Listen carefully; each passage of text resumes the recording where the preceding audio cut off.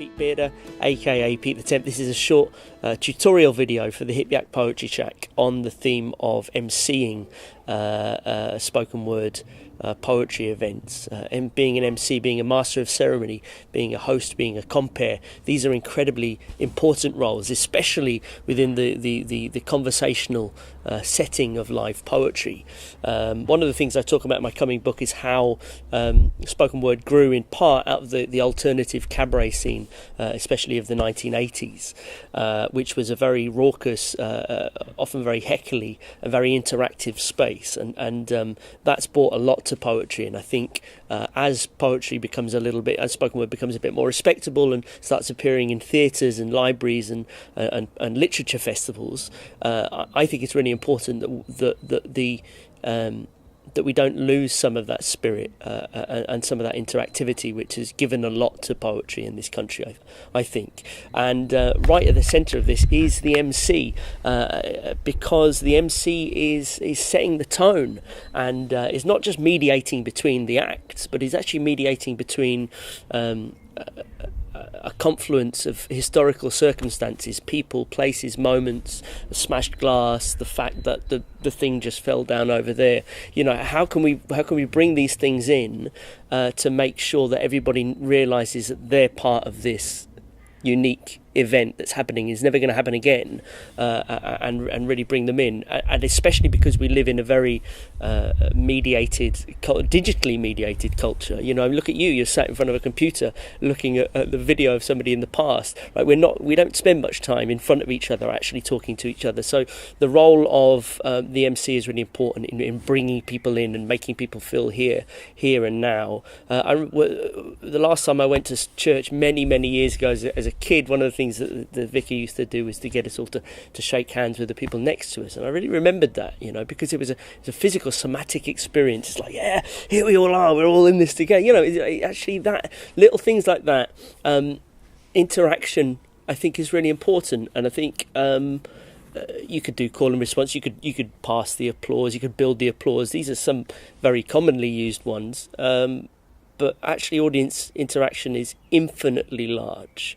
There, you know, do a little research. I mean, there is so many things you could get people to do, giving each other massages, you know, or you know, I'm not even going to bother going into it, but have a few tricks up your sleeve as an MC.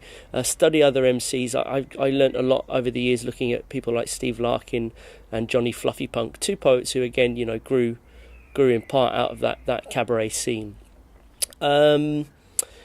What else to say on this? I think another really important thing, if you're an MC, is you're basically a salesperson, and like any good salesperson, you should know your product. Okay, so that means checking in with the artist before the show, if not actually doing some research online if you have to actually find out, you know, what do people need to know about this person, right? What's important that they really need to know, and also check in with the artist themselves. Like, how do you like to be introduced? You know. And yeah, it's a tricky balancing act. You don't want to give too much. You don't want to give too little. You know, you don't.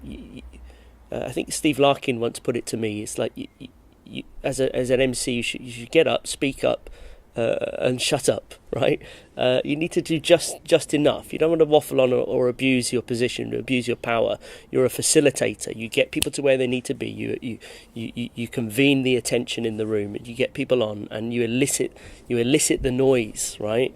And you really need to take the risk as the MC.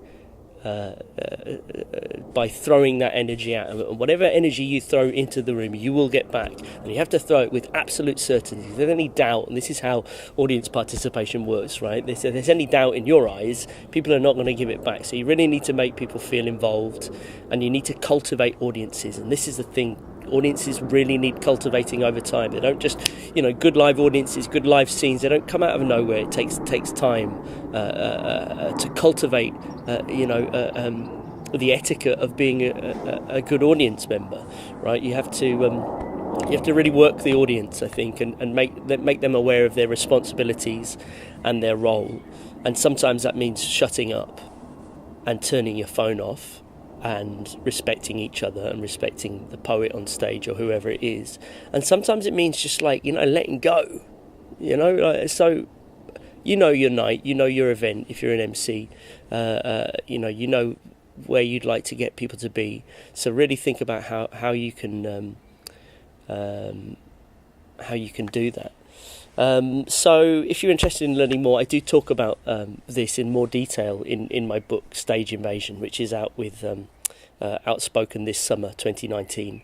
It's a book all about spoken word. I would just like to finish by saying, if you are an MC in spoken word, please remember how important your role is. One thing I'm going to finish before I end is talking about heckling.